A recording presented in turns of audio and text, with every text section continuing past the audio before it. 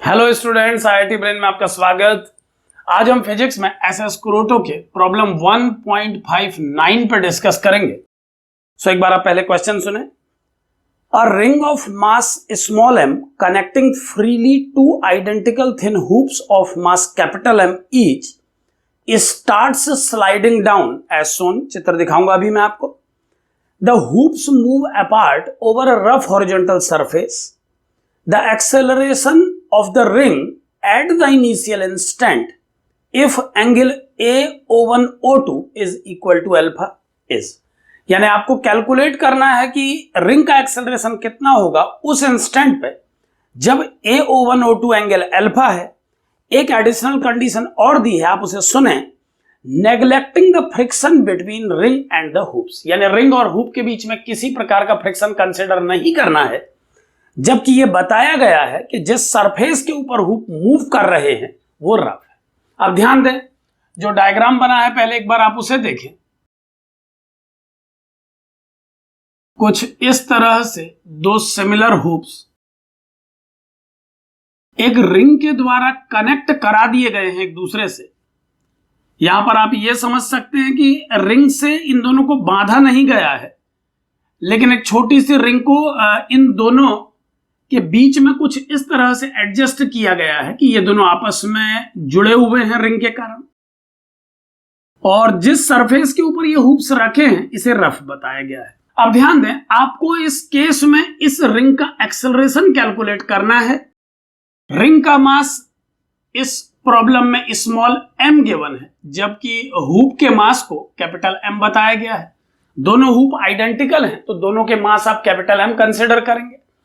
सो कैसे कैलकुलेट किया जाएगा ए को, एक बार ध्यान दें। इससे पहले भी इस प्रॉब्लम को एक बार हम सॉल्व कर चुके हैं, लेकिन उस केस में हमने डायनेमिक्स की इक्वेशंस बना के इस प्रॉब्लम को सॉल्व किया था। सो आज अपनी क्लिप में हम एनर्जी और वर्क को यूज करके इस प्रॉब्लम को सॉल्व करने की कोशिश करेंगे। सो कैसे सॉल्व कर पाएंगे इस तरह से, इसे एक बार ध्यान से समझें। इस हुप का सेंटर O1 गिवन है, जबकि इस हुप का सेंटर O2। O1 O2 को ज्वाइन कराने वाली लाइन हॉरिजॉन्टल लाइन होगी। आप ये जानते हैं दोनों हुप एक जैसी रेडियस वाले और एक जैसे मास वाले हैं। रिंग की पोजीशन को ए नोटेशन से प्रेजेंट किया गया है और जिस इंस्टेंट के लिए रिंग का एक्सेलरेशन पूछा जा रहा है उस इंस्टेंट पर इस एंगल को अल्फा बताया गया है। अब आप समझें, सिमेट्री से हम ये कह सकते हैं कि इस केस में बनने वाला ये एंगल भी अल्फा होगा और किसी एक हुप के जैसी कंडीशंस दूसरे हुप के लिए भी डेवलप होंगी। अब ध्यान दें, इनिशियल इंस्टेंट पे ये रिंग और ये दोनों हुप रेस्ट में हैं। मान लीजिए एक small time interval delta T के बाद ये ring velocity vertically downward direction में और ये दोनों hoops u velocity horizontal direction में डेवलप कर लेते हैं। अब यहां पर ध्यान दें, मैं इस रिंग को वर्टिकली डाउनवर्ड मूव करता हुआ बता रहा हूं, तो आप समझ सकते हैं कि सिमेट्री के कारण इस रिंग पर लगने वाले सभी फोर्सेस का net resultant force vertical direction में होगा। यही वजह है कि हम उसके एक्सेलरेशन और वेलोसिटी दोनों को वर्टिकली डाउनवर्ड डायरेक्शन में शो कर रहे हैं। क्योंकि हम इस प्रॉब्लम को एनर्जी और वर्क के कंसेप्ट से सॉल्व कर रहे हैं, तो आप समझे कि फोर्स को केवल यूज किया जा रहा है किसी पार्टिकल के मोशन की डायरेक्शन को समझने के लिए। यहां पर आप समझ सकते हैं कि इस रिंग को इन दोनों हूप्स के द्वारा जो रिएक्शंस मिल रहे हैं उनका नेट रिजल्टेंट वर्टिकली अपवर्ड होगा। क्योंकि ये दोनों हूप्स सिमेट्रिक हैं तो एक जैसा नॉर्मल रिएक्शन ही प्रोवाइड करेंगे इस रिंग को, और डाउनवर्ड डायरेक्शन में इस रिंग का वेट mg परफॉर्म कर रहा है। तो क्लियरली इस रिंग पर लगने वाले सभी फोर्सेस का नेट रिजल्टेंट वर्टिकल डायरेक्शन में ही होना चाहिए।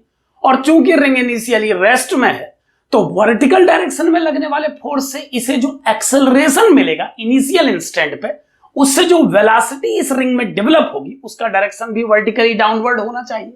एक बात पे और ध्यान दें कि मैं इस ए को कांस्टेंट नहीं कह रहा हूं, मैं इसे इनिशियल इंस्टेंट के लिए इस रिंग के एक्सेलरेशन के रूप में लिख रहा हूं। अब ध्यान दें, v स्पीड से ये रिंग डेल्टा टी सेकंड के बाद चलती हुई देखी जा रही है और ये दोनों हुप यू स्पीड से चलते हुए देखे जा रहे हैं। एक बात पर और ध्यान दें कि जिस सरफेस पे ये हुप्स चल रहे हैं वो रफ है, तो हम कह सकते हैं कि ये रोलिंग करते हुए आगे बढ़ेंगे। तो इस प्रॉब्लम में मैं इन दोनों हुप्स की एंगुलर वेलोसिटी के मैग्नीट्यूड को ओमेगा से प्रेजेंट कर रहा हूं।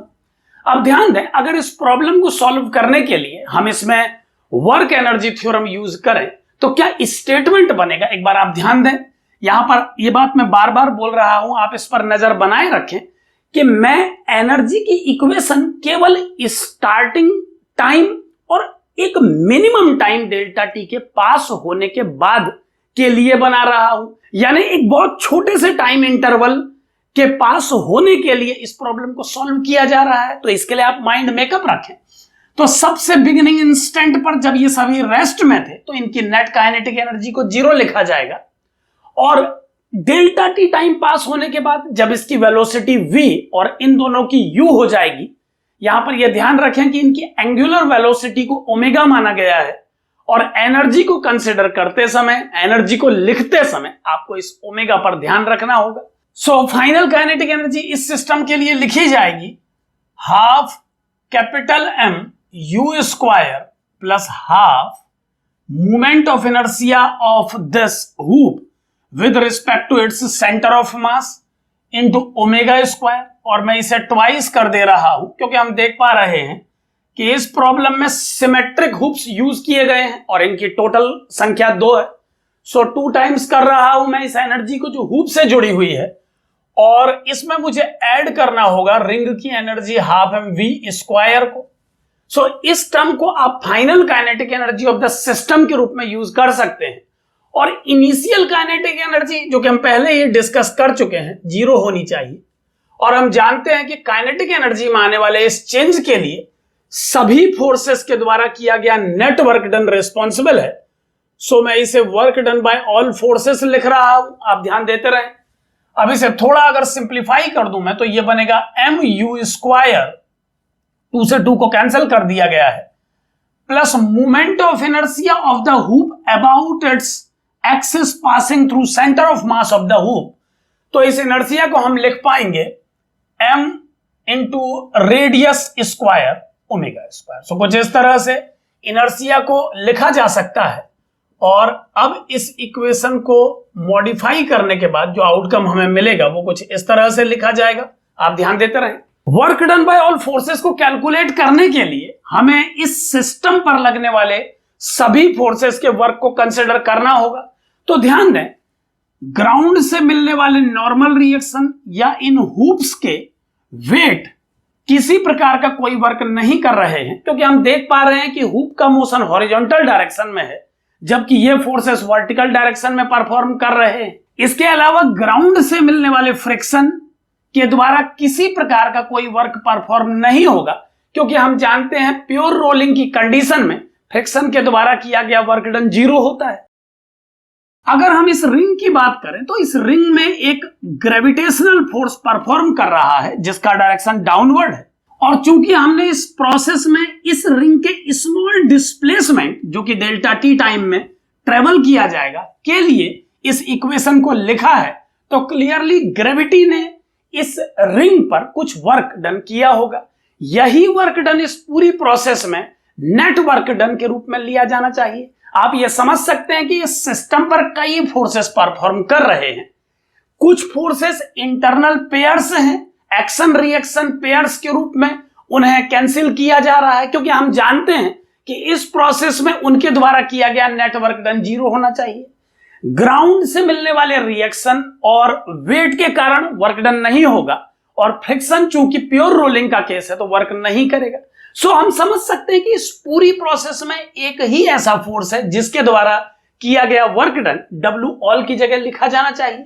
सो इस रिंग के डिस्प्लेसमेंट को इस स्मॉल टाइम इंटरवल के लिए स्मॉल वैल्यू डेल्टा x देने पर अगर मैं वर्क डन बाय ग्रेविटी को प्रेजेंट करूं तो मैं इसे लिख पाऊंगा negative change in potential energy. आप जानते हैं कि ग्रेविटेशनल फोर्स के वर्क डन को negative change in potential energy कहा जा सकता है, क्योंकि ये एक कंजर्वेटिव फोर्स है, और अब वैल्यूज पुट करने पर ये बनेगा mu square plus m, r omega को u लिखा जा सकता है, सो इस सेकेंड टर्म को भी mu स्क्वायर होना चाहिए, plus half small m v square equal to negative change in potential energy.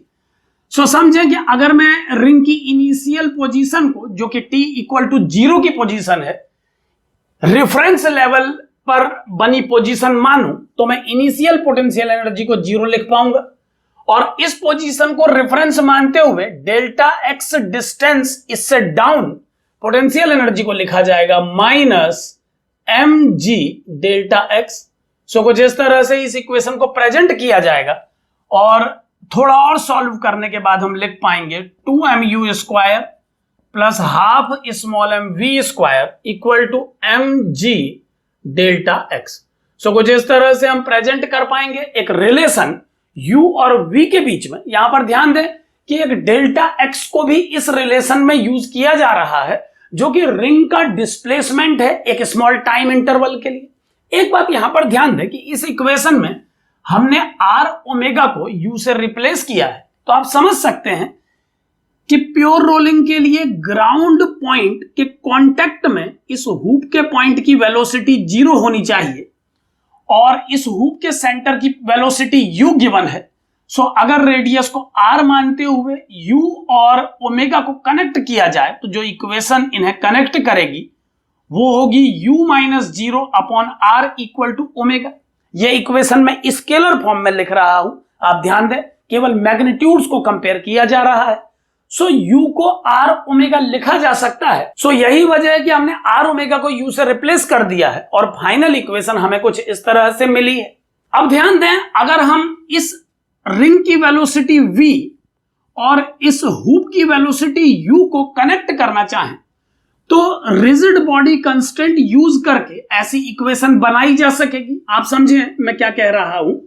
अगर एक परपेंडिकुलर लाइन ड्रॉ करके इस ट्रायंगल में इस एंगल को 90 माइनस अल्फा लिख दिया जाए, तो वेलोसिटी का जो कंपोनेंट इस रेडियल डायरेक्शन में परफॉर्म करेगा वो होगा v cos 90 माइनस अल्फा, जिसे मैं v sin अल्फा लिख पाऊंगा, और वेलोसिटी u का कंपोनेंट जो इस लाइन के अलोंग परफॉर्म करेगा उसे u cos अल्फा लिखा जा सकेगा।